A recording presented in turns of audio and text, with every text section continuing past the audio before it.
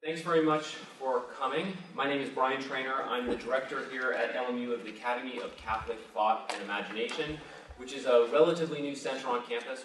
This is the end of our third full year of running, committed to sort of fostering dialogue about the Catholic intellectual tradition and engagement with the same amongst the faculty, staff, and students here at LMU. This year, we've had a slate of programming on the idea of the Catholic University in the 21st century, asking questions about what it is that makes Catholic education distinctive at the dawn still of the 21st century, and for us here at LMU, what makes LMU in particular a distinctive university from other options that students might go to, other options that faculty might choose to live out their vocation at. So welcome to LMU. I'm just going to have a few introductory remarks here because we'll have time over the next couple of days to get to know each other, and I want not to take too much time from our first panel here. First of all, the proceedings today are co-sponsored by the Bellarmine College of Liberal Arts and the Bellarmine Forum. That's the college, as it's obvious, of liberal arts here at LMU, which each year holds the Bellarmine Forum on a different topic focused on an interdisciplinary issue of the day that can bring the entire university, the liberal arts, the sciences, the arts, into discussion. And this year, they chose to partner with us on the same theme, the idea of the Catholic University in the 21st century. So thank you to Dean Crabtree and the Bellarmine College of Liberal Arts. For those of you who are guests, you can get a lot of information. We put it up on the website rather than printing out a sheet of instructions that you might leave or drop at some point. The URL is right up here, lmu.edu/idea conference, and you can log on with your phones, your tablets, or computers through the LMU guest website. It will just prompt you through setting up a password and ID so that you can use the internet facilities. All the information about your time here at LMU will be there on the link to the website. Bathrooms are over here by the escalators, right, you can see through the windows, or if you step out the back door to your left, in the interior hallway, there are also bathrooms there. They're about equidistant, so it's 6 of one, half dozen of the other.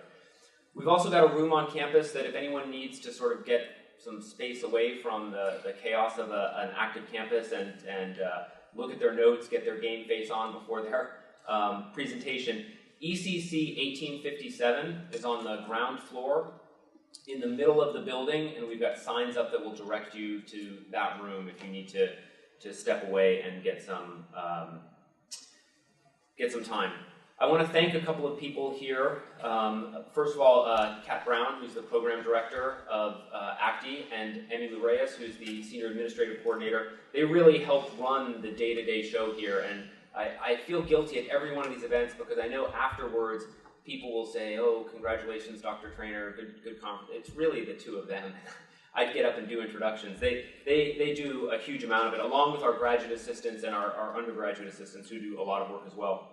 Thanks as well to my LMU colleagues and members of the LMU community who are going to come, I'm sure, in and out as the conference goes on. There'll be our core group here, those of us that are participating in the conference, but I know that there'll be other members of the LMU community who will drop in as they're able to. And indeed, I myself am going to have to miss 1 or 2 sessions because I've got other obligations on campus. So our first session is, I think, ready to begin, and my colleague Steve Mayo of the English Department, President's Professor of Rhetoric, is going to be introducing.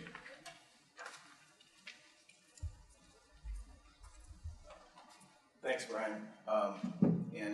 Again, welcome to LMU. It's really good to see some friends from various other Jesuit network events here. I'm going to introduce the first panelist. He'll give his talk and then introduce the second panelist and give a talk. Then the two of them will have a brief exchange and we'll open everything up to the audience. So our first speaker today is Daniel Justin, Assistant Director of the Institute on the Common Good and an affiliate faculty member of the Department of Religious Studies at Regis University. Besides teaching courses in philosophy and religion, Dr. Justin's main focus is Regis University's 3-year mission onboard process for new faculty, as well as coordinating the Institute for the Common Good's community engagement initiatives. a former executive director of the Jesuit Volunteer Corps of Midwest. He holds a bachelor's in theology and psychology from Creighton, a master in theology and religion from Catholic University Leuven, and a doctorate in theology and education from Boston College. His title for his talk today is An Incomplete Nihilism, Values Talk and the Death of God in Catholic Higher Education. You're excited. I should apologize. I imagine this would be just kind of in a breakout session late on the last day where you can hurl polemics and nobody really cares. If I derail the entire conference immediately, I take full credit, full responsibility. I'm going to assume people are a little bit familiar with this paper with Nietzsche's parable of the madman proclaiming the death of God. Is that safe, just to save us a few minutes to not read that whole thing? Okay, great. I'm also going to time myself so I can make sure we stay on track here. We talk about values when we don't want to talk about what's true. We talk about values when we don't want to talk about what's real. We talk about values when we don't want to talk about God. My background in training is in moral and practical theology. In my dissertation, I engaged just enough philosophy to justify my teaching an intro class to undergraduates. This, in turn, has garnered me the opportunity to join the philosophy department in quarterly symposia, gatherings over good beer and cheap scotch, in which the host also selects a short philosophical piece to read and discuss together. One such gathering featured Martin Heidegger's essay, The Word of Nietzsche, God is Dead. While my colleagues debated the degree to which Heidegger fully captured Nietzsche's thought, a conversation for which I was woefully unprepared, I landed on an insight that had deep and troubling implications for my own work. The positing of values, their naming, ranking, and debating, as if they had some sort of moral authority, Heidegger sees Nietzsche suggesting, is a form of incomplete nihilism. A nihilism that is implicit and unrecognized. This nihilism becomes complete when we acknowledge this sort of values talk for the groundless sham that it is, and, quote, do away with the place of value itself, quote. In other words, we talk of values as if they are real and morally binding, yet they in fact are nothing more than our last misguided attempt to assert any source of moral meaning in this world beyond the self, and whatever he or she projects. The sooner we recognize the truth of this error, Nietzsche suggests, the better. This insight Nietzsche offers these insights Nietzsche offers are profoundly troubling for my daily work at Regis University. As a member of our mission team, the 6 Jesuit values are my most basic currency in countless conversations with faculty, staff, and students. As a part of my work, I plan new faculty learning community meetings for first-year faculty in which we explore the values one by one through the course of a year. I give every new employee a tour of our campus in which I trace these values through our history, art, and architecture. My students are encouraged to explore the values and incorporate them into their own vocational discernment. Through all of this, I have found the language of values has the potential to cultivate a common vocabulary through which we might engage the institution and a diverse community. It provides a welcome to those who do not share our institution's ontological and metaphysical commitments, and serves as an invitation to explore their own ideas in dialogue. Could it be that I am unwittingly contributing to the slow and irresistible unfurling of nihilism in the modern West? While I hope the answer is no, Nietzsche's insights resonate more than a little true with my experience. I recognize it in faculty candidate interviews where they affirm their commitment to the mission with a vague sense of justice and care for the whole person. I recognize it in my students when they insist with absolute certainty that truth and the good life are whatever we want them to be. I recognize it myself when I'm reluctant to challenge any of this.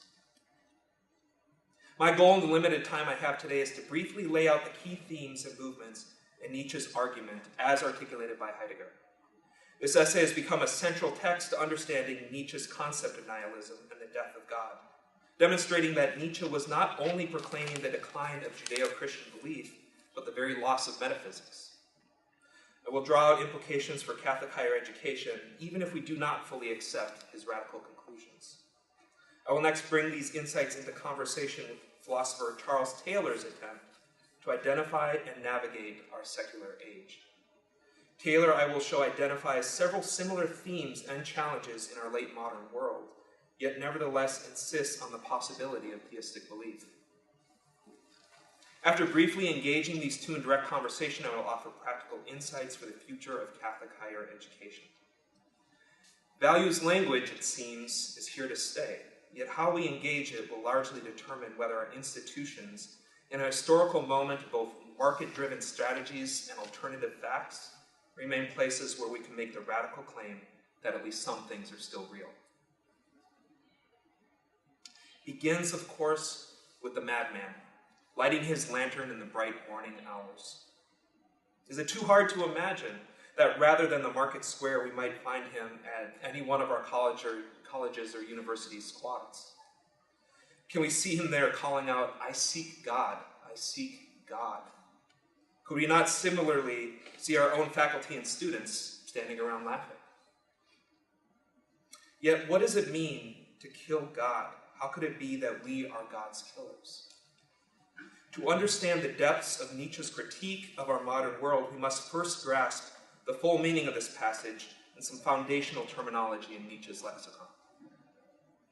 The word God for Nietzsche does not simply indicate Elohim, the God of Abraham and Jacob, nor does Nietzsche have in mind the triune God of Christianity, though he is quite happy to jettison both of these outdated figures.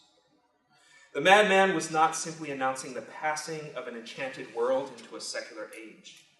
After all, many of those in the crowd were non-believers from the beginning. Personal deity is only a small part of what we have lost. From Heidegger, quote, "The name God, thought essentially, stands for the supersensory world of those ideals which contain the goal that exists beyond earthly life for that life, and that accordingly determines life from above and also, in a certain way, from without." End quote. There are several important insights buried within this rather abstruse definition. First, God points to an entire realm of beings and values that exist beyond immediate sensory perception. In the great chain of being in classical thought, higher forms and ideals like beauty and justice existed independent of human perception and were indeed more real than you or I. They are, after all, unchanging, whereas you and I are in a constant state of change and decline. Second, this realm sustains our own. We are dependent upon it for our own existence. Third, this supersensory realm gives our own world and lives a framework of meaning. This framework is detectable and, again, independent of us. The meaning of the cosmos is not whatever we make of it. It just is. Thus, fourth, the supersensory realm of God has a morally binding force. Our lives have meaning and value to the extent that we conform them to this external ideal. The ultimate measure of a good life is how closely we are able to approach and enter into communion with this realm, with these ideals. In announcing the death of God, the madman is declaring the collapse in history of this entire structure. Yet how could it be that God is dead? How in particular could it be that we, the seekers of God, are the ones who hasten God's demise? What has been profoundly lost is the entire discourse of metaphysics, and to Nietzsche, the fatal flaw was rooted in part in the very attempt to probe these deeper and higher realities. In modern history, the more direct line can be drawn from Descartes through Kant to Nietzsche. Cartesian skepticism reduced God to the guarantor that our mind, which is the only secure point of departure, was not being deceived. Kant further reduced God to mere motivation for universally available rational action. At which point it simply fell to Nietzsche to declare dead what has long ago been killed. Yet like the madman, Nietzsche saw that his time was too soon. The death of God is still just arriving and unfolding. God is dead, but we do not yet realize it. In the wake of God's death, we are left with profound nihilism, There is no ultimate reality or meaning that exists independent of our subjective projections. Nothing that sustains and compels our lives in a meaningful moral framework. A central contribution of Heidegger's essay to our understanding of Nietzsche is his recognition that for Nietzsche, nihilism is the inner logic of Western history. It's not something that we accidentally fell into, but central to our discourse and inevitable over time. Only its recognition is lacking. Nietzsche already perceived in the late 19th century the demise of Platonic ideals carried through Christian faith. He likewise noted the stubborn insistence of European culture that we retain the underlying moral structure while abandoning the ontological frame that gave it meaning. God is dead, yet no one is acting like it. And it's entirely this unacknowledged quality that makes this in-between time so very dangerous. So, what is the role of values in this historical process? To Nietzsche, values are a point of view, a stance from which we make determinations about life goods, a judgment about what matters. In Heidegger's word, quote, to value means to constitute and to establish worth, unquote. Of course, there is no worth or value in the object itself, only that which we project into it. If we choose to value self-sacrifice and altruism, so be it. Yet we could just as easily value self-expression and domination. Thinking in terms of values, Heidegger observes, is, quote, radical killing. It not only strikes down that which is as such in its being in itself, but it does away utterly with being. The latter, where it is still needed, passed only for a value. In our history, the first and foundational move was to turn God into a value. So the first move in all this is when we start to turn God into a value. It is here that the distinction between incomplete and complete nihilism becomes apparent. Again, quote, incomplete nihilism, we live in the midst of it. Attempts to escape nihilism without revaluing our values so far, they make the problem more acute, end quote.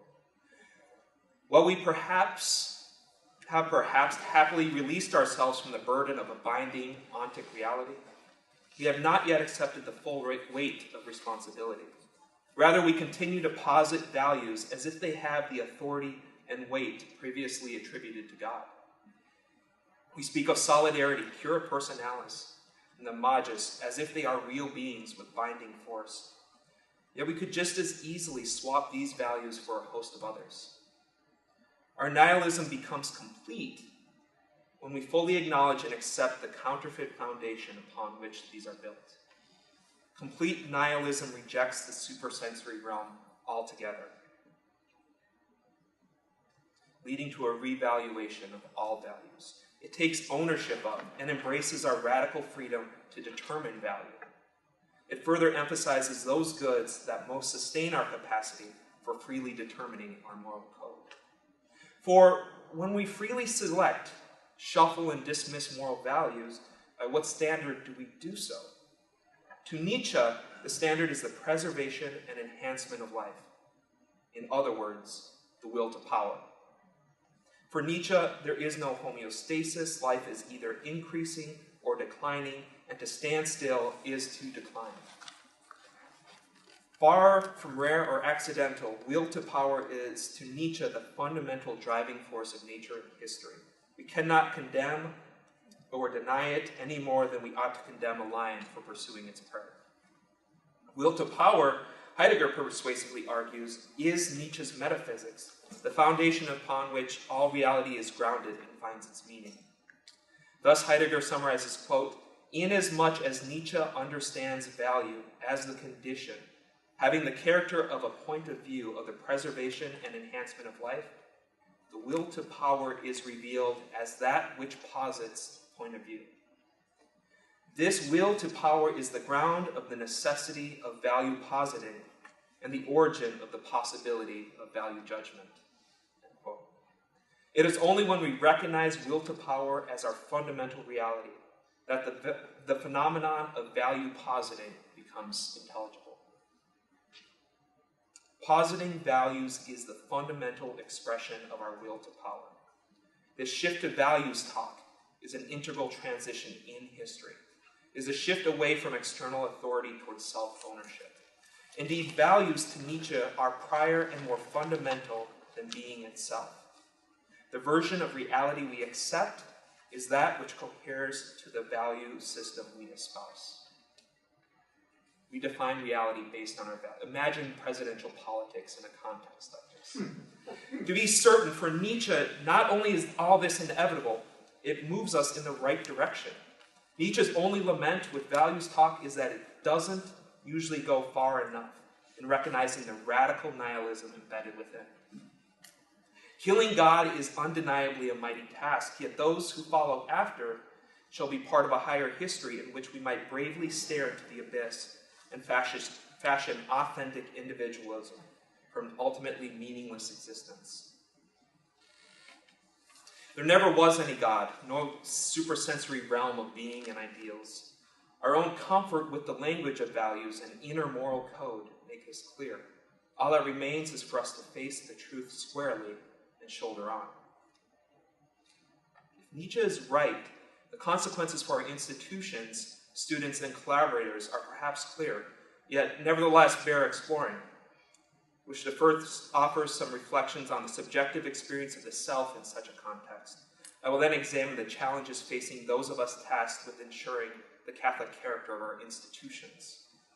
Even if we do not accept Nietzsche's radical metaphysics of will to power, the lost sense of a supersensory and morally binding reality that provides shape and meaning to our lives should be familiar to all of us.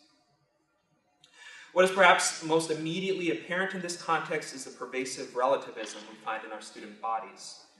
As a glaring example, each semester in my Intro to Philosophy course, I ask my students to read Shirley Jackson's short story, The Lottery, a tale of a small village gathering for their annual ritual involving, it is gradually revealed, the stoning to death of one member of their community chosen at random. Without fail, a good portion of my students will defend the village's actions and insist that we have no grounds on which to condemn another culture's practice of ritualistic murder. After all, the process itself was fair, and goodness knows that we are not perfect. They have likely never read Nietzsche's argument and often claim a deep Christian faith, yet morality remains for them the arbitrary construct of a community, or a matter of one's freedom of conscience. Yet the depths of our contemporary problem go much further. Nietzsche's madman recognizes the existential crisis the death of God would portend, asking, quote, "What did we do when we unchained the earth from the sun? Whither is it moving now? Whither are we moving now? Away from all suns? Are we not plunging continually backward, sideward, forward, in all directions? Is there any up or down left? Are we not straying as through an infinite nothing? Do we not feel the breath of empty space? Has it not become colder? Is not night and more night coming all the while?" Quote. Nihilism is not simply a rejection of old truth claims. It means, in Heidegger's word, quote, "Nothing is befalling everything, and in every respect." Quote. A shadow of meaninglessness is cast on all that we strive for and accomplish. Behind everything we are and we do is the terrible fear that this really is all there is. Of course, the drive for a life of meaning remains and perhaps has only increased in modern time, yet our resources for constructing a meaningful framework have dwindled. Sociologist Zygmunt Bauman's concept of liquid modernity graphs much of this modern dilemma. I'd suggest if you want to read more, look there. The freedoms we value so highly quickly transform into an immense burden. Each individual, and it must be the individual, is tasked with constructing and expressing an entirely unique and authentic human life. Yet with no great traditions, authorities, or archetypes, the self must be built wholly from scratch. As the madman asks, must we not become gods ourselves?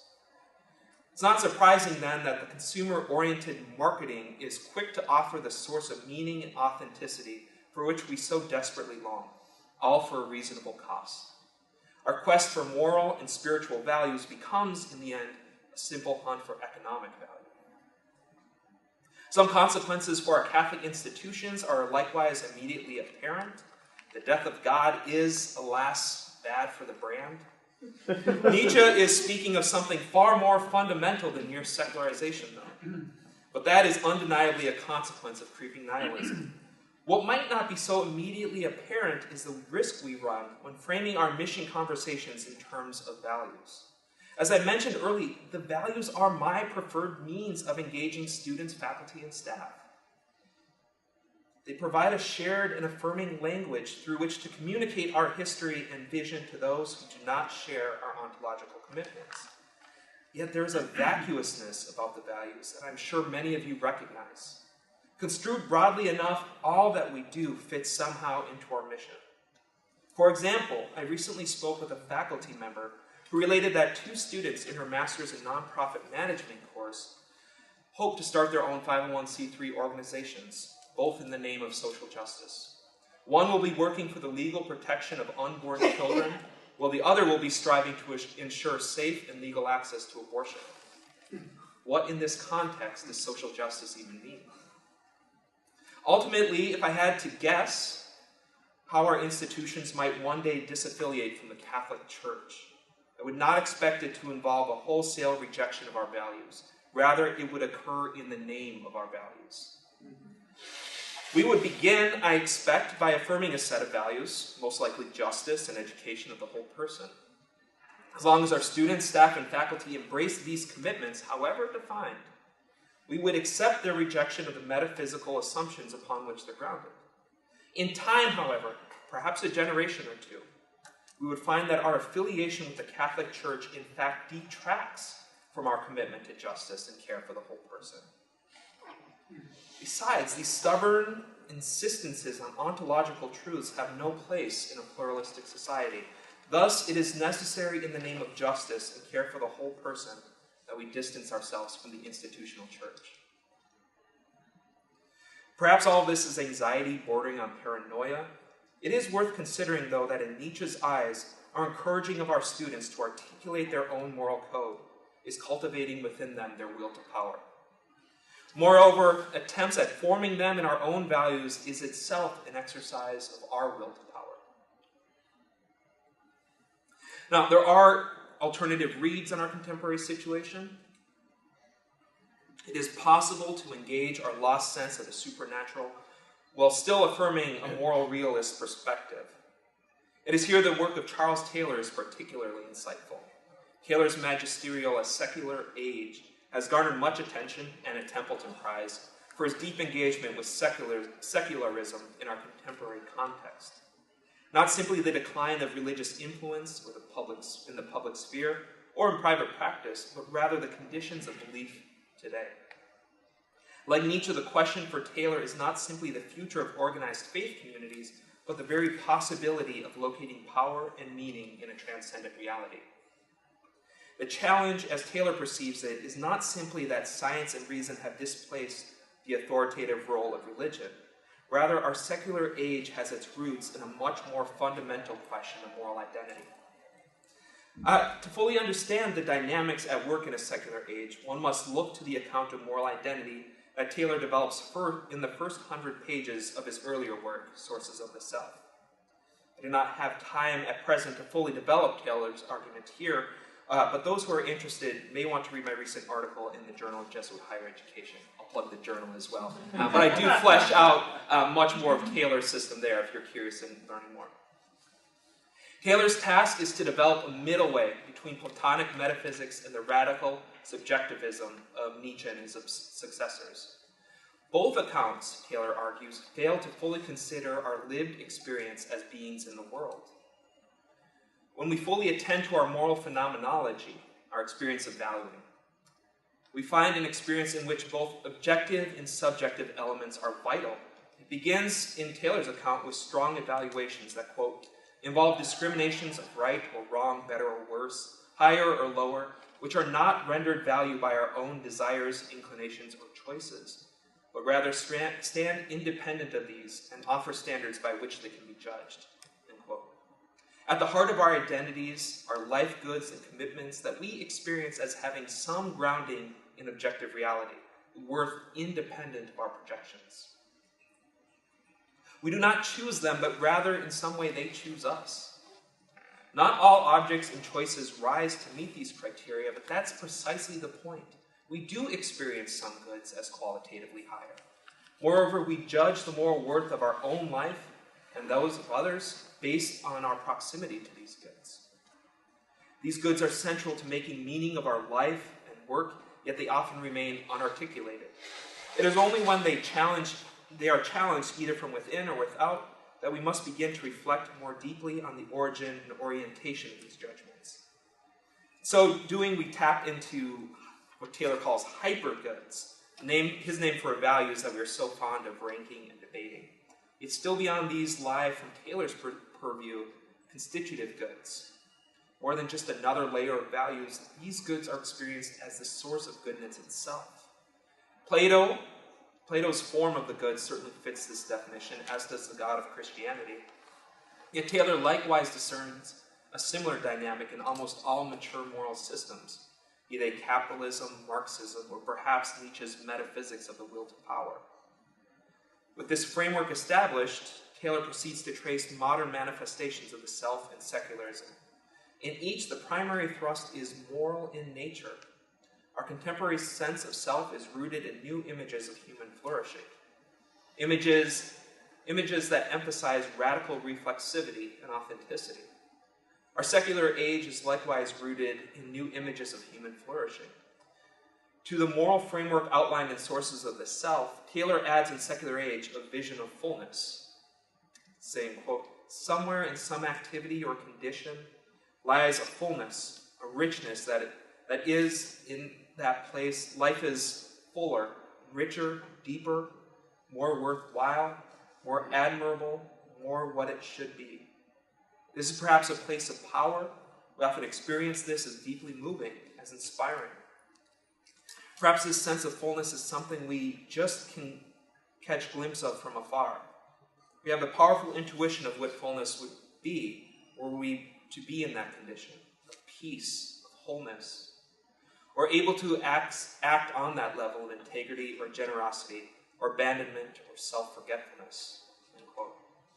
This vision of fullness lies at the heart of our moral identities. We determine who we are and make sense of the narrative quest of our life in relation to our proximity to this vision of fullness.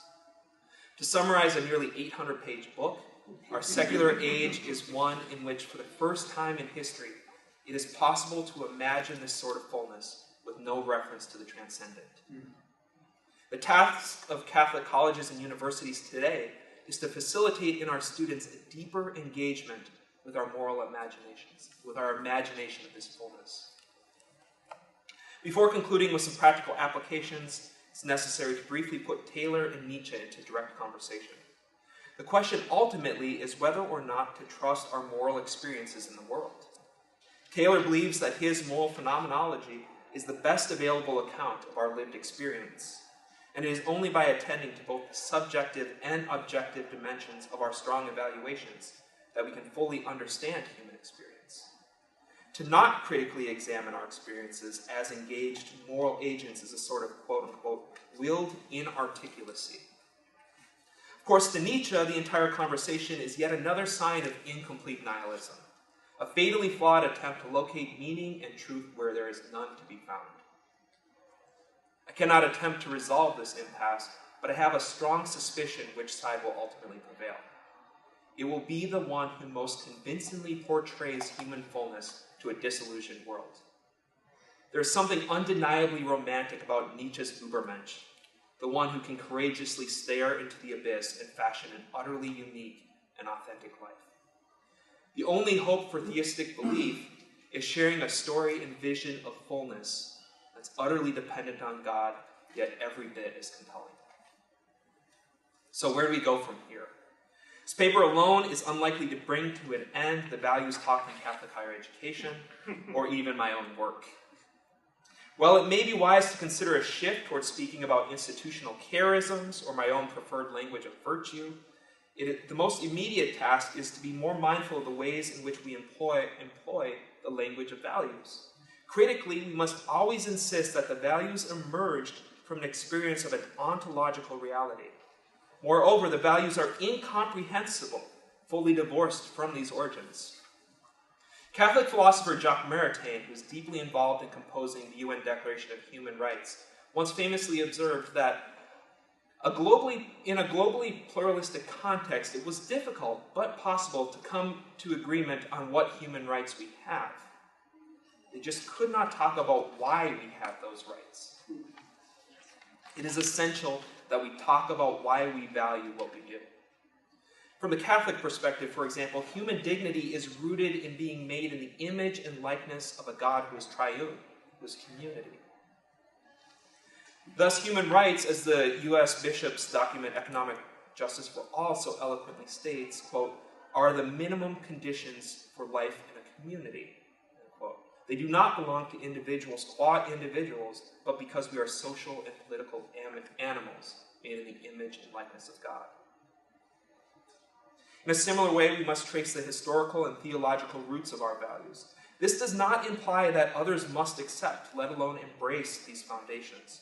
Yet our students and companions being able to articulate why they reject our values is far more preferable than them comfortably assuming that the values can mean whatever we want. More concretely, we must provide opportunities and experiences that activate and even challenge our moral frameworks. We do not fully engage our own moral imagination unless it is put to the test, either in dialogue with others who view the world differently, or when our moral commitments are tested in engaged experiences. Opportunities for both are sorely lacking in our schools. The best approaches I have encountered engage students in direct contact with the poor and marginalized, and subsequently provide opportunities to reflect together on these experiences. Again, this is something I flesh out in my other paper if you'd like to kind of hear more of my thought on that. It's also at these moments that students are most receptive to a vision of fullness that has room for the transcendent. I will close with this. As I said before, I imagine at times that Catholic colleges and universities are one of the last remaining places in our society where some things are still real. It is quite possible to affirm the existence of a transcendent truth without making any claims of ownership or even privileged perspective. To construct a community at the service of the good, the true, and the beautiful, ideals we can never fully grasp, is my vision of fullness for the Catholic University in the 21st century.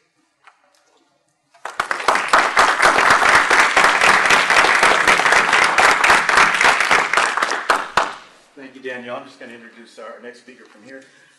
Conor Kelly is an assistant professor of theology at Marquette University and received his PhD from Boston College in 2015.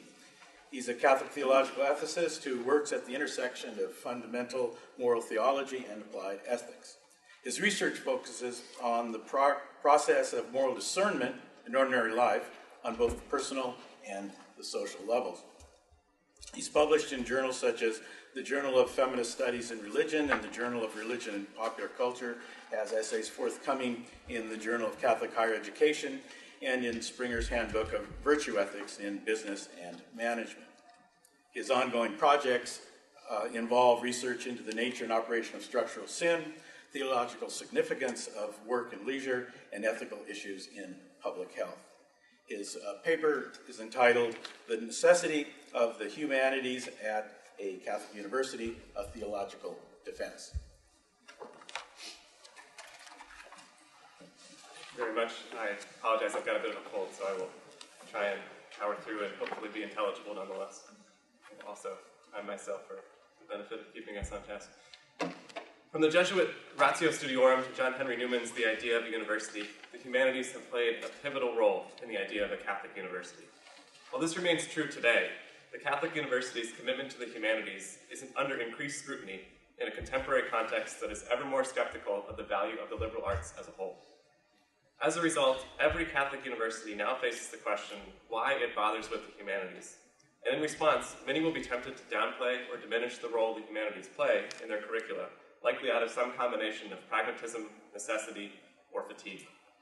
Such a development would radically reshape the idea of a Catholic university, and not, I wish to argue, for the better. While there is obviously a need for adaptation, and every reason to expect that both the actual reality and the broader idea of a Catholic university will evolve as cultural contexts shift, there are some elements that cannot change without completely transforming the Catholic university beyond recognition. One of these things is the centrality of the humanities, which I want to assert is so fundamental to the very idea of a Catholic university that it can never be sacrificed in pursuit of other ends, however noble, without doing irreparable harm.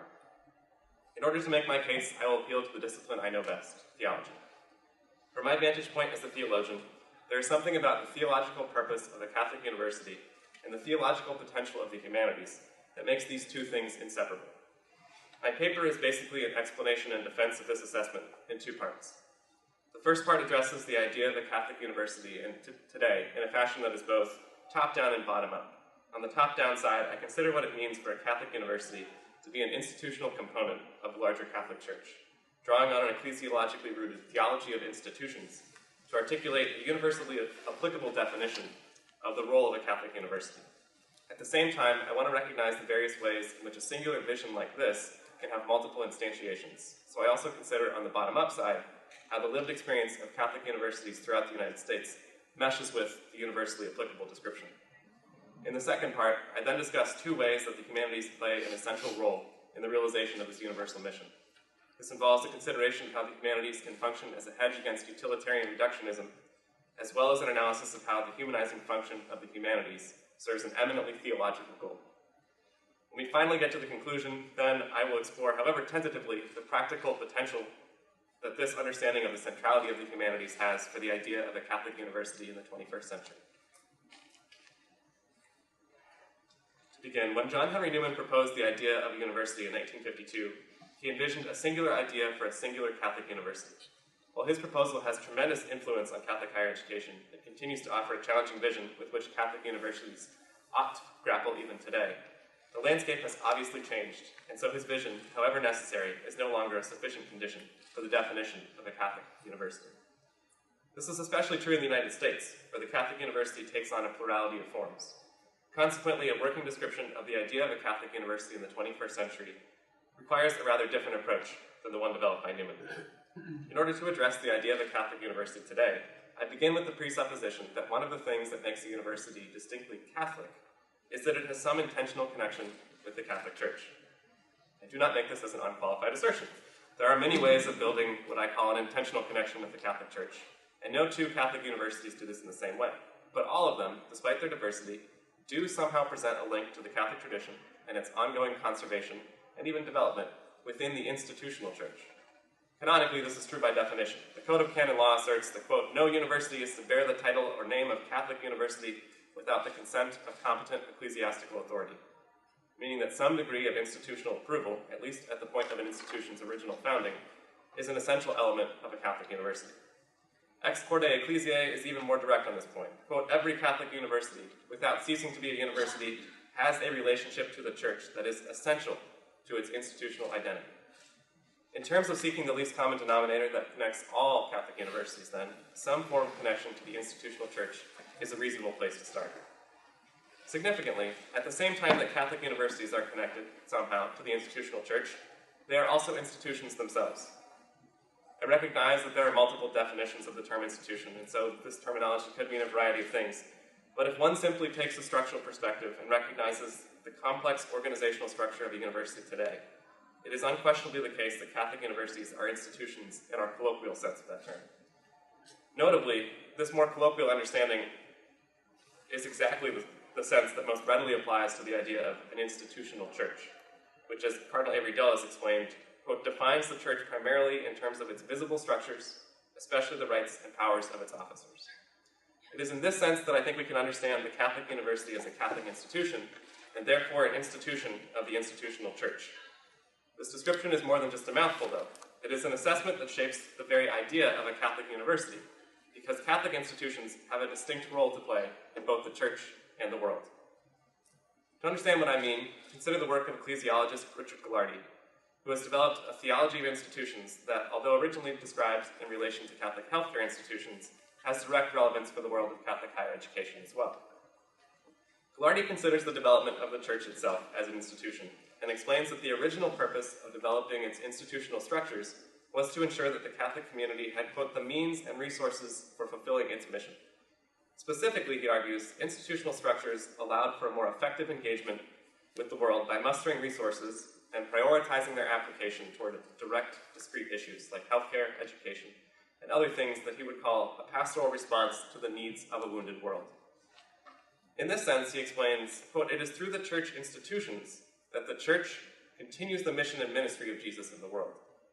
Ghilardi's theology of institutions therefore culminates in the idea that Catholic institutions of all kinds are designed to, quote, share in the sacramentality of the church to the extent that they are oriented toward realizing the practices and values associated with the reign of God. In concrete terms, this means that the reason Catholic institutions exist is to share in the larger mission of the Catholic Church, which, in the words of the Second Vatican Council, is, quote, to proclaim and spread among all peoples the kingdom of Christ and of God. To be a Catholic university, then, is to play a part in this larger mission of the Church. Of course, this is not the most proximate goal of a Catholic university.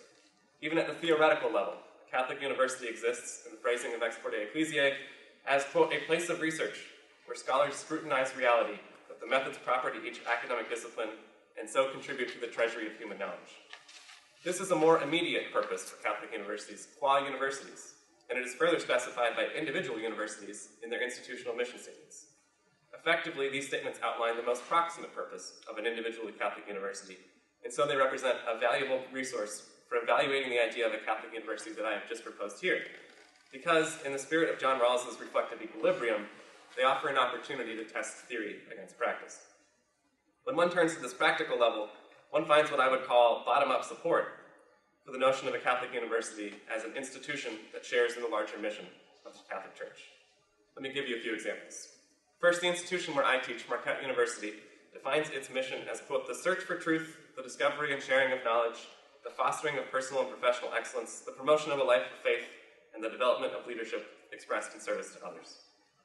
This language is particular to Marquette, but its lines about the promotion of a life of faith and development of leadership specifically ordered to the service of others create substantive parallels with the Church's broader mission of promoting the values and practices associated with the reign of God.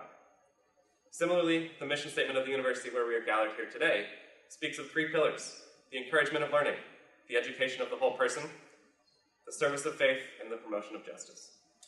The last two in particular amount to an incarnation of the Catholic Church's mission to promote and spread among all peoples the kingdom of God, the kingdom of Christ and of God, in this case by inviting, quote, students, faculty, and staff to identify with those living on the margins of society so that they might work for transformative social change, and by maintaining, quote, that participating in the struggle for justice in ways appropriate to our academic community is a requirement, not simply an option, of biblical faith.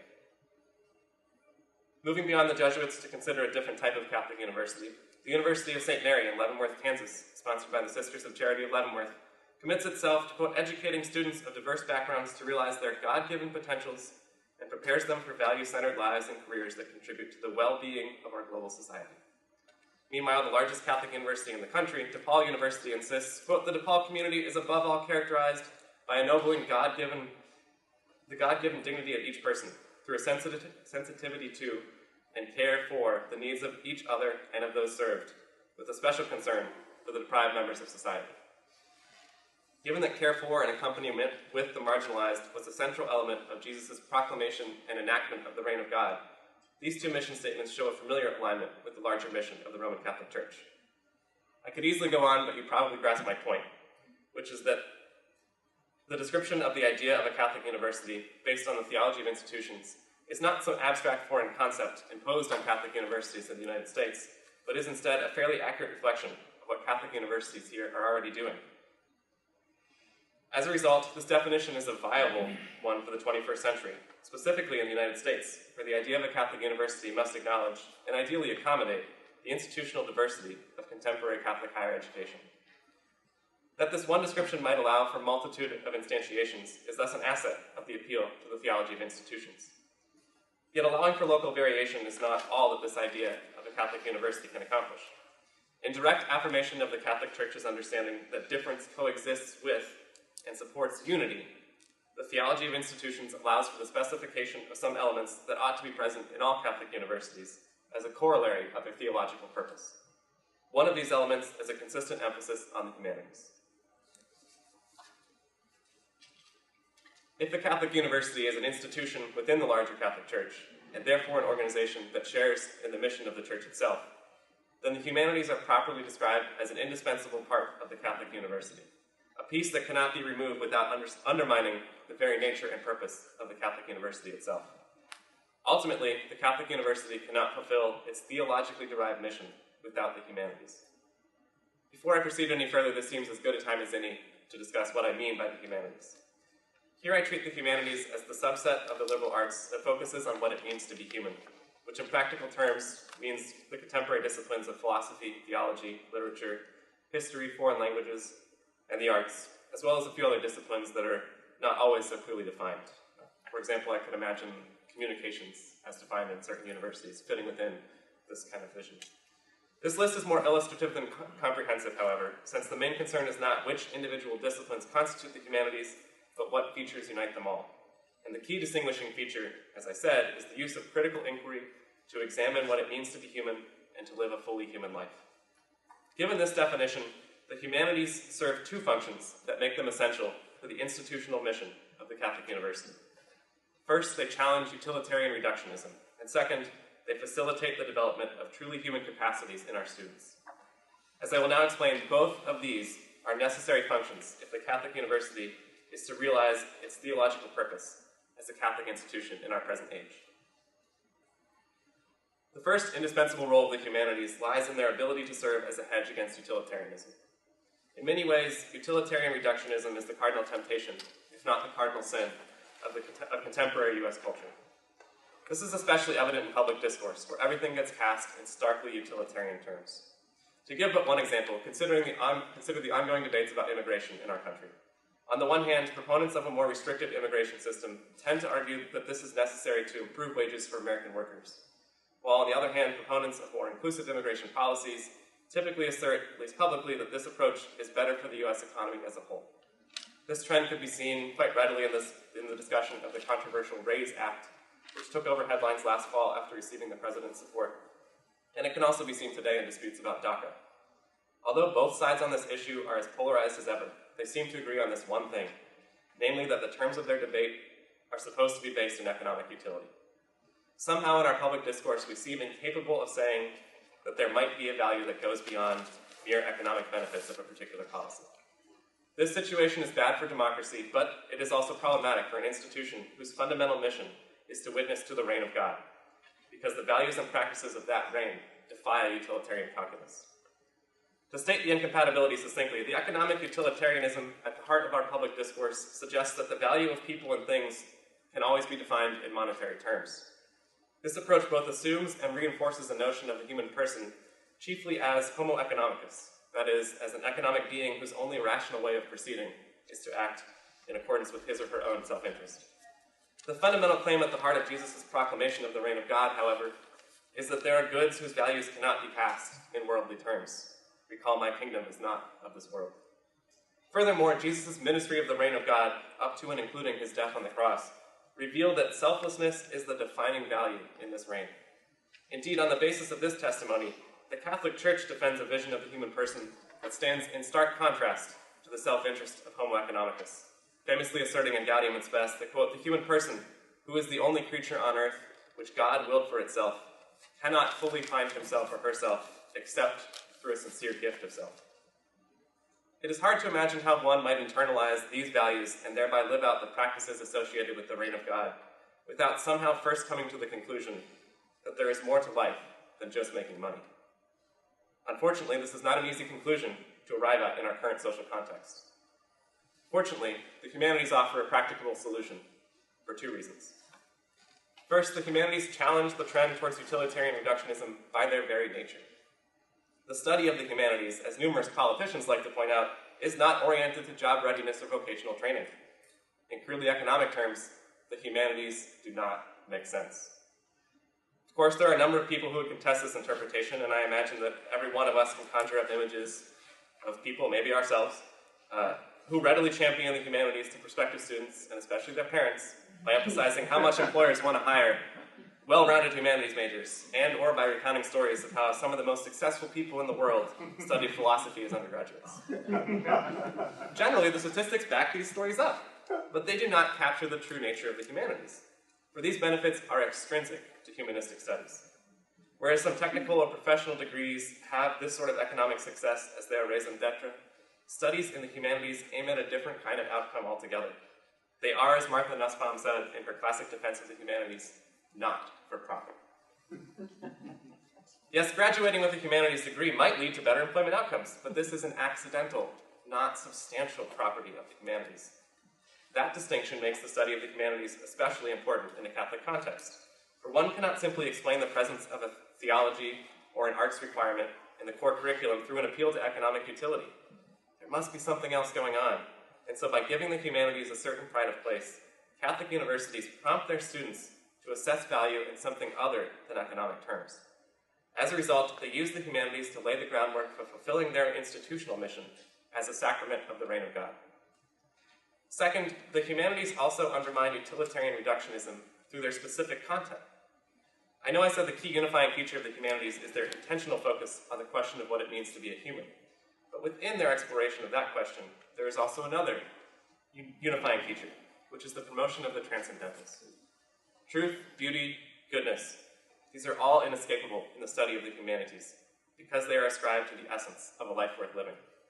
By inviting students to identify, encounter, and wrestle with these non-economic goods, the humanities open students' eyes to the very possibility of transcendence in the world around them. The significance of this contribution is hard to overstate, for the loss of transcendence has been described as the fundamental shift in the secularization of culture. Charles Taylor, who's already getting some press today, used the movement away from the transcendental frame to the immanent frame as a way of articulating one of the central characteristics of this new secular age. In this context, which I can certainly say from experience is the context of my students, and I imagine many of you would relate, adding exposure to the possibility of the transcendental values and some deeper scrutiny of the significance of things like truth, beauty, and goodness is essential if the proclamation of the reign of God is going to have any hope of resonating with people today. In both their nature and their content, then, the humanities confront students with the proposition that there are deeper values than strictly economic value. As a result, the humanities serve the institutional mission of the Church, and thus the Catholic University, by tilling the soil, as it were, so that the seeds evident in a given university's mission statement will have fertile ground on which to grow, and hopefully to bloom. Since the utilitarian outlook that undermines this growth is so common today, it becomes possible to argue that the humanities are not just a nicety, but a necessity because of the Catholic University's theological purpose as an institution of the institutional Church. Still, the humanities can do more than simply prepare the way for subsequent realization of the Catholic University's mission through other means. The humanities can also be the means for the realization of that mission. And this leads to the second reason that the humanities have a necessary role to play at Catholic universities. Specifically, the second contribution that the humanities make to the theological project of a Catholic university hinges on the humanities' transformative potential. Precisely because the humanities call attention to the question of what it means to be human in a critical context, the humanities have the capacity to equip students with new resources for a more human life in practice and not just in theory. If you allow just a few examples, Aristotle's Nicomachean Ethics, for instance, points towards the inherent value of a life of virtue and actually articulates some pathways to the cultivation of virtue in one's own life. An encounter with the book of Job, perhaps alongside the guidance of Gustavo Gutierrez's On Job, Suffering, or God Talk on the Suffering of the Innocent, has the potential to build empathy and compassion in very real ways. The writings of Flannery O'Connor invite a reassessment of one's presuppositions about race, religion, and general prejudices about those we do not know. The study of history allows for a deeper awareness of a nation's or a people's past, with all its tragedies and imperfections, creating the context for a reevaluation of one's own personal history that equally engages one's tragic, maybe even shameful imperfections, thereby generating the sort of self-awareness from which stronger character is born. The arts invite a creative engagement with the world around the individual, and an affective engagement, creating conditions for deeper understanding of and engagement with the other, thereby contributing to the construction of a more human community. And so on. In these and many other ways, the humanities have the power to exert a humanizing influence. And insofar as they help students to lead a more fully human life, they facilitate the realization of a Catholic university's theological mission. If you recall the language I pulled from a few different universities' mission statements, you can probably imagine easy connections between a Catholic university's institutional mission and the humanizing influence of the humanities, because many Catholic universities today describe their hopes for student transformation in more humanistic terms, typically in order to pursue inclusiveness in an increasingly secular age. I think this reality is instructive, for it shows what Catholic universities have judged to be attainable in the United States. In some cases, unfortunately, this represents a capitulation to the secularizing pressures that has resulted in a loss of institutional identity and the promotion of values that Dame Jessica just talked about, in fact. Creating what I would call a corruption of the Catholic University's theological and ecclesiological role as an institution of the larger Catholic Church. But this does not have to be the case, because there is actually a way in which the use of the humanities precisely for their humanizing potential can serve the theological goals of the Catholic University. The pivot point here is the Christian understanding of the Incarnation, because the Christian claim that Jesus is fully God and fully human cuts both ways. What the Incarnation reveals, then, is that the fullness of humanity is inconceivable without the divine. But this does not simply mean that one can never be fully human without a connection to God. It also means that whenever one cultivates one's genuine humanity, one is necessarily coming into closer contact with the divine, whether one identifies it as such or not. As the systematic theologian Michael Himes plainly put it, quote, "Whatever humanizes divinizes." That is to say, whatever makes you more genuinely human, more authentically, richly, powerfully human, whatever calls into play all the reaches of your intellect, your freedom, energy, your talents and creativity, makes you more like God. This is exactly what the humanities can do. And so if we take the Incarnation seriously, we can trust that the promotion of a fuller human development among our students, even if it is only appropriated by them in exclusively humanistic terms, always has theological significance. Emphasizing the humanities, then, allows the Catholic University to fulfill its theological mission, because the humanization that occurs through the study of the humanities inevitably leads to divinization as well. Now, this does not mean that the Catholic University should only promote the humanities, should only promote the humanization of the humanities in humanistic terms. If a Catholic university is relying on the Incarnation as the basis for its commitment to the humanities, the university ought to be clear about this motivating factor. This is essential because, again, the conviction that Jesus is fully God and fully human cuts both ways. As Michael Buckley explained in his discussion of the implications of the Incarnation for Catholic higher education, the logical conclusion is that, quote, if one wants to determine what is a completely human life, even what it means to be a human being, one will find that, above all, in Christ. It makes little sense to tell our students that we want them to become more fully human, and then fail to introduce them to what the Catholic Church asserts to be the best resource for living a more fully human life. This does not mean that we undercut our inclusivity or accessibility for students from other faith traditions, but it does mean that we should be honest about where we are coming from. This is why the study of theology, a little bit of self-interest here, homo economicus and all that, must be a part of the study of humanities at a Catholic university, for it explains the rationale of those humanistic studies in the first place. At the same time, this understanding of the Incarnation does not imply that a Catholic university is only successful when students seek out theological resources for their humanistic development. Given the divinizing role of the humanities, one can say that there is a real success on a theological level whenever a Catholic university turns out a more humanized graduate, regardless of whether the alum attaches a theological significance to this humanization or not. In fact, in light of Karl Rahner's account of the Anonymous Christian, which asserts that the implicit faith of humanistic development is naturally ordered to the explicit faith of Christian conviction, the Catholic University is truly proclaiming and enacting the reign of God, even when its graduates prefer to preserve their humanistic development in strictly humanistic terms, for the seeds might be set for a bountiful harvest over the long term.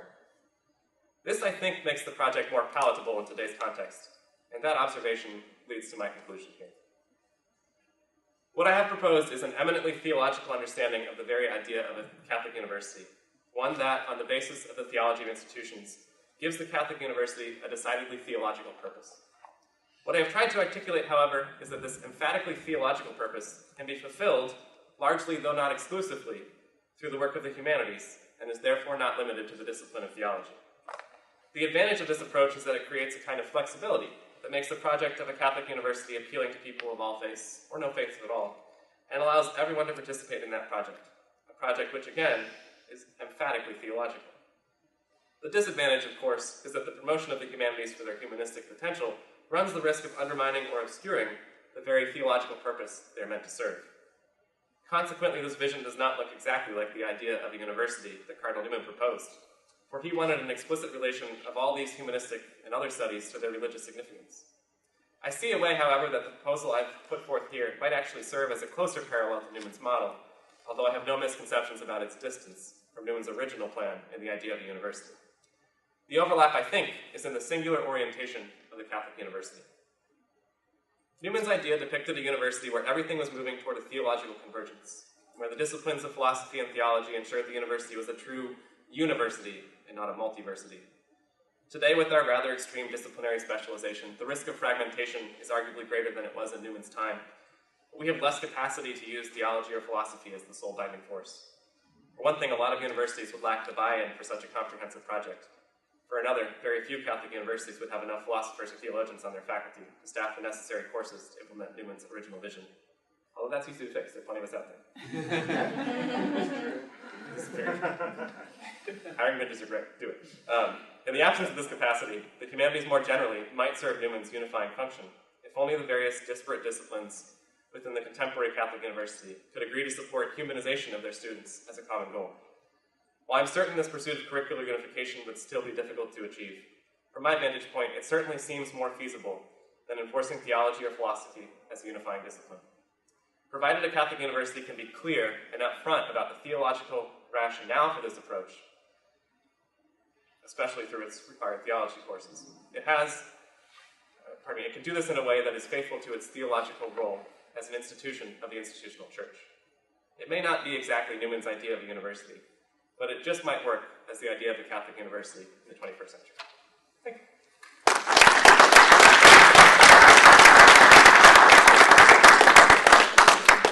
So our first two panelists have provided us with some analysis of some of the challenges and some proposals to some of the possible solutions. We're first going to give them a chance to maybe briefly ask one another a question, and then we'll give it out to the audience. You went first, so that train. I guess I see maybe two fault lines for conversation. One, I think both of us are worried about how do we hedge against utilitarian reductionism, which is, it was one of the first, Bentham proposed it as how do we escape this system where things have real meaning, well let's just reduce it all to kind of utilitarian principles, so there's certainly that piece. Another, as we were talking on the mission, I remember... Can you hear in the back? Yeah, we're good. I remember somewhere along the line I heard the phrase, the church doesn't have a mission, the mission has a church. And I've often kind of said that about higher education. The university doesn't have a mission, the mission has a university. And so again, there's this sense that there is something which we serve that it's beyond us. And certainly as you're talking about this notion of what is the role of an institution within the church, I find those two interesting areas to explore. Yeah, that's great. And I think that kind of phrasing, was it, mission doesn't have an institution? The institution doesn't have a mission. The institution doesn't have a mission, the mission has an institution. Highlights the kind of centrality of the real function of an institution like that, right? That it's clearly driven by this mission, and I think can play into this kind of connection that I want to make for what Catholic universities are, what they're supposed to be. I was pleased and appalled to realize I was going right after your paper, given the nature of what you were trying to say and the fact that I was going to sort of give credence to the value of the humanities and its sort of values talk in some way. So I guess I wonder if you see this at cross purposes to what you're concerned about, or if you see this as a way of acknowledging exactly what you try and raise, which is the kind of unmooring of these values from real ontological commitments that can be done in a way by saying, we have a theological rationale for this. Mm-hmm. It's based in these convictions. and therefore we support it, even in these values terms, but we clearly have this deeper grounding. Yeah, I think it's an excellent example of really saying, assuming the language of values is here to stay, and to really approach it as these values are shorthand for these theological commitments we have, and they point always towards them. So it's exactly doing that work, and it's not demanding that others accept the theological commitments for the sake of seeing it, but to really say, this is how we come at notions like the value of the humanities. It's precisely that. Great. So I hope you've been thinking about questions or comments. I'd like to open it up to the floor. Yes. Well, the question, this is, I hope it's not inappropriate to go to a more practical level after these two excellent philosophical and theological presentations, but I believe, and this is for Daniel, I think you mentioned, or the introduction mentioned, that you run a 3-year onboarding program. Yes. For new faculty and staff. Yes. And you mentioned that you take new faculty to around the tour of campus and show the, what they mean in terms of the values. Could you say a little bit more about what's involved in that 3-year program, and how is it received by new faculty who It's great to the point that our veteran faculty are jealous they don't get to come along. So it's the first year is the most intensive. We do an overnight retreat with all new faculty in August. We have 6 Jesuit values, so we have 6 new faculty learning community meetings over the course of the first year, where we look at the values one at a time. May of their first year, they do a week-long summer institute on Ignatian pedagogy, and then in years 2 or 3, we ask them to do 2 more experiences, and they can kind of choose one. One is a second week-long seminar on the commitment to justice in Jesuit higher education. The second is we ask them to come along with us to a faculty conversations or another kind of Catholic higher ed or Jesuit higher ed conference, so they can kind of see and get a sense of the broader conversation. It's excellent and very resource intensive. It's actually somewhat, I'll tell them openly, it's an interventionist model. We try to get them before their department can define too clearly what their job is.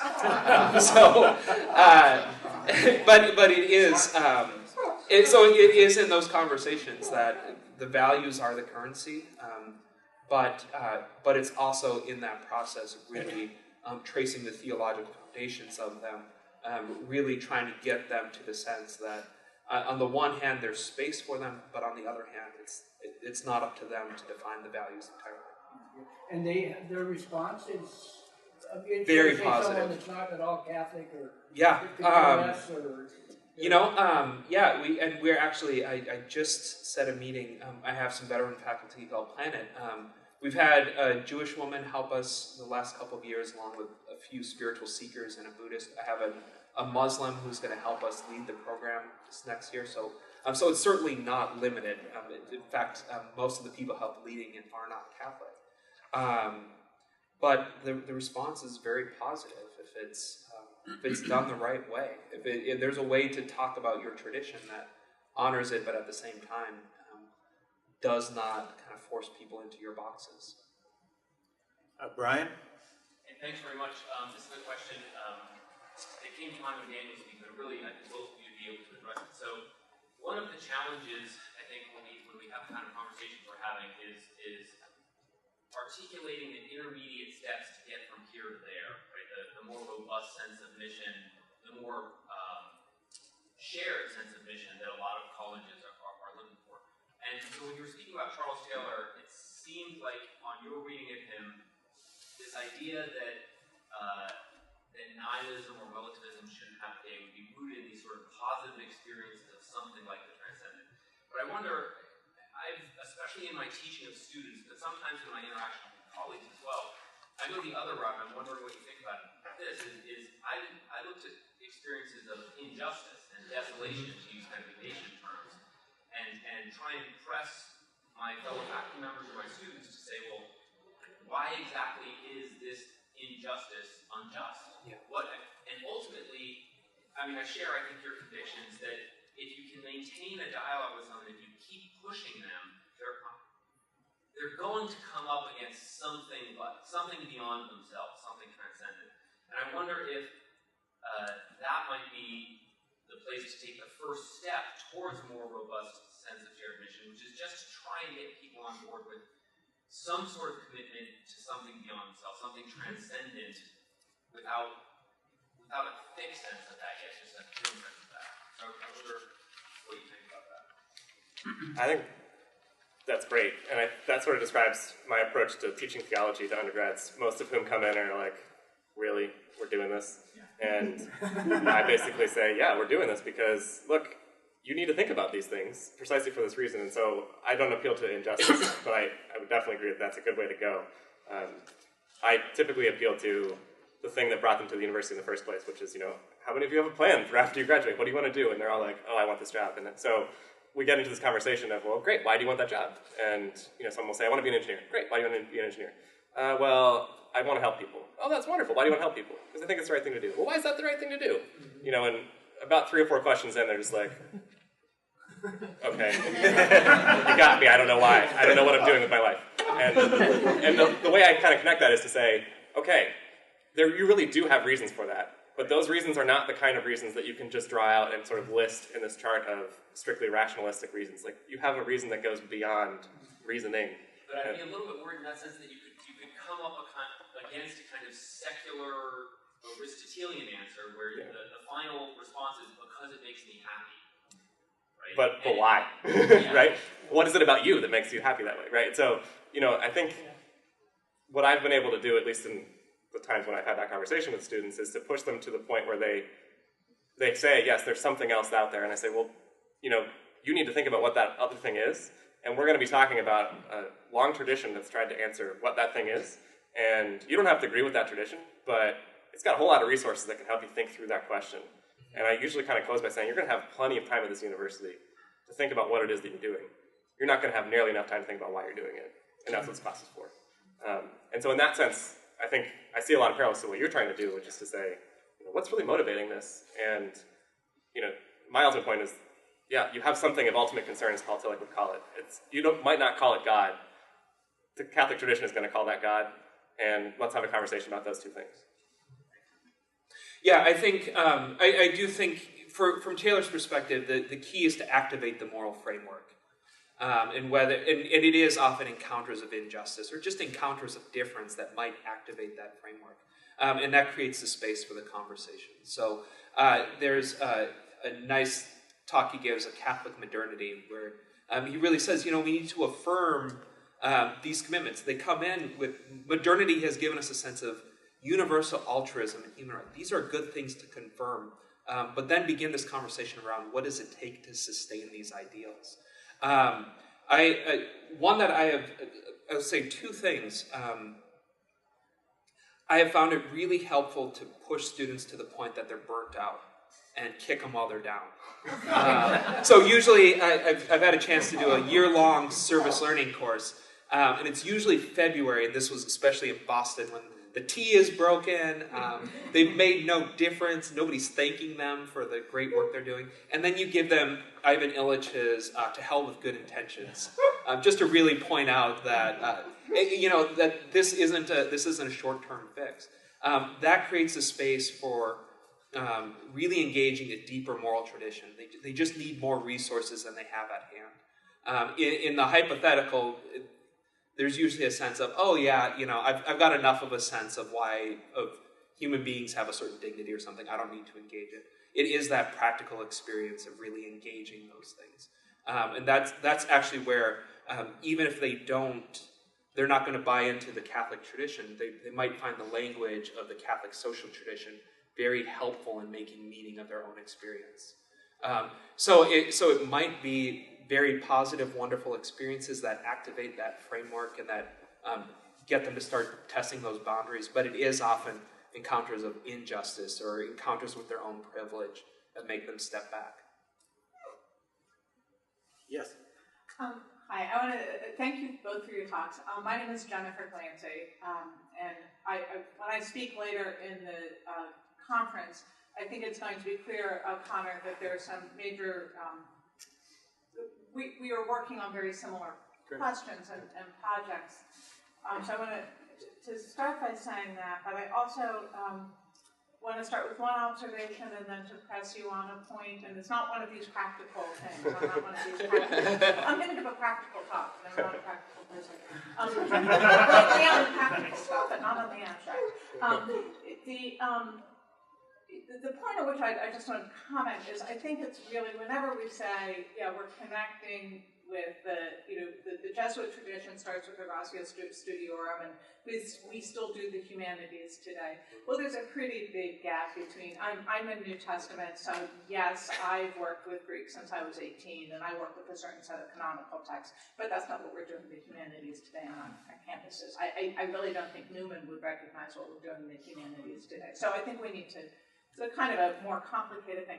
I want to press you on this point of whether or not the humanities are humanizing. I can't tell you how deeply I resist that language, and how central it is to my own research, actually. I wonder if we can talk about human flourishing and separate it from that notion of gradations of the human. Because humanizing, more human, less human, a more human life, a better life maybe, a happier life, not in some rah-rah sense, but in a deep sense of happiness, a fulfilled life in some way. But there are real problems with using that language of a more human life. And if you want, probably not here, but over lunch or something, I could talk about the history of the word filtered through the OED and also the classical heritage of it. So I'm wondering if we could just talk about it, and maybe can we think about the humanities in the 21st century as a way that we get away from that sort of singular ideal of the human, which is what's implied, I think, when we say more and less human. Just a question. Yeah, I appreciate that. I would say, for me, in the background is certainly a conviction about human flourishing, and that's the ideal, that's the end goal. So, yeah, I hadn't necessarily thought about the language in that sense, so it'd be good to have a chat. Okay. I appreciate that. Yeah, I want to be in on that conversation because one of the questions right now in the humanities is how do we deal with the issues of the post-human? And one of the ways that I think Catholic education can do that is talk about humanism beyond the post-human. And so it raises those kinds of questions about the vocabulary you're going to use to talk about that. It's also my paper. Back in the back? Me? Yes. Hi. Mike Murray from Loyola, Chicago. Glad to be here. Thanks for your excellent papers. They're both fantastic. Late modernity, I want to kind of push on that a little bit. So you say that it's given us altruism and a sense of human rights.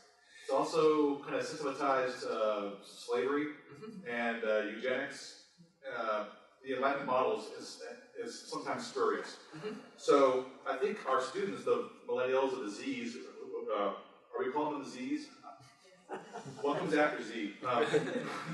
They kind of know this almost intuitively, from the evacuated ontology, right? So I'm at this impasse, not an impasse, but I'm at the space where I don't want to evangelize, but I'm sitting in this tension of like saying, well, I can see, I can diagnose. How do you think about that? Kind of critiquing late modernity, even thinking about post-human anthropologies. But this is also a question. So Bauman, this is where I think Bauman does say something interesting. He distinguishes solid modernity and liquid modernity. Solid modernity is the first step of really. We've lost the horizon that God used to provide, and so we are going to build these structures and these institutions, these movements, be it Marxism, capitalism, democracy, whatever, that is going to provide that overwhelming, deciding framework that makes sense of our lives.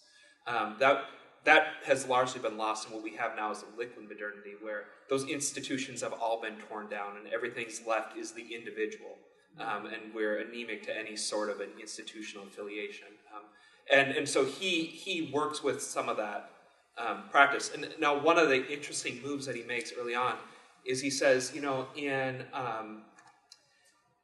solid modernity, our work was really kind of to strip down these institutions, to name them for the oppressive forces they are, and to do this work.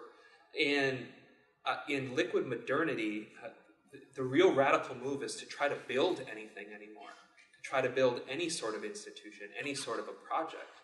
And that's the much more difficult work, but that's what the critical theorist has to do now. So if we continue in this realm of tearing down everything, there's just nothing left except the individual, and that's a lonely place to be. You know, Conor, because that's what Buckley talks about. I think in the book you referenced, the Catholic University has an architectonic to kind of construct again. So I don't know if it's happening. You know, I need more to help me with that. Thank you. We have time for one more question. Yeah, Chris. Yeah, I had a question. I really appreciate both the papers. They were very substantive and had a lot of meat to them, you might say.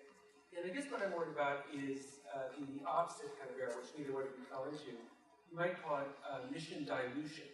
So the idea basically would be you talk about the service of faith, but then you wouldn't really mean Catholic faith or Christian faith or even theistic faith. You dilute it to sort of openness to learning or wonder about the world, which in fact would include every single person, every single professor on planet Earth, right? You would say, I'm totally closed to wonder. I don't have any questions.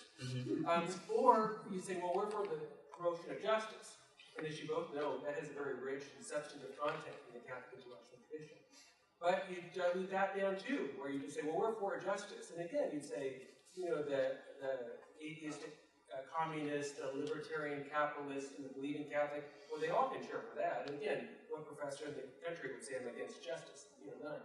And then you say, well, for the education of the whole person. And that too can have a very substantive content where that really means, I think, for nations, caring for the soul and the eternal destiny of the person.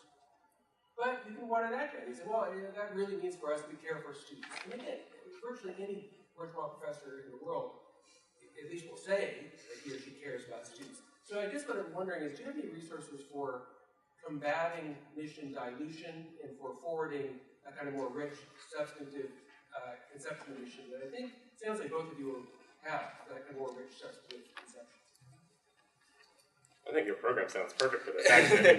One of the things that I think about a lot from my vantage point as a theologian on a Jesuit campus is how often we're quick to appeal to some of these buzzwords in much the same way and say, yes, we're doing this because of justice or such.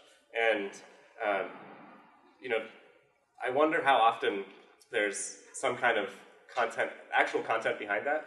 I often think about, I was commenting to Danny before, that in Alistair McIntyre's After Virtue, he talks about this sort of landscape where we're at, where we just have the words, but we don't have any meaning for them in terms of our moral assessment. And I sometimes worry that's what happens on campuses, where we have the words, but we don't have the meaning. We've lost the tradition behind it. And from that perspective, I think what's significant is finding ways to get people to engage the tradition that's behind it, so that justice does have a very particular meaning in the Catholic tradition, and the Jesuit service of faith, promotion of justice is very deeply rooted in a theological understanding of that term. And how often are we able to say that? Not often enough. So practical ways of doing that, that's what I find quite appealing about what Dennis described, that you have actual conversations with faculty about the theological resources that are motivating all of these different pieces. Because I think for so many, how many people come to us as faculty that are trained in a Catholic tradition one way or another? Very few, honestly, especially at their level of PhDs, because there are not that many institutions for all these different disciplines. So we need to pursue the interventionist model, perhaps. Yeah, just maybe just a very quick word, because I do think it is doing this background work and really tracing the roots. I don't act in any way, but we're in Hollywood, why not? I love the improv notion of always the yes and. So somebody, you always respond with a yes and then an and. I think mission teams and mission officers or people need to say more. No, just no. No, that's not what we mean. No, that's nice, but that's not what we're talking about. And sometimes it's when people come and ask for money, and we just say no, we're not going to give you money for that. But I do think there's a healthy sense of no that we need to say more often in Catholic higher ed. And on that note, thank you.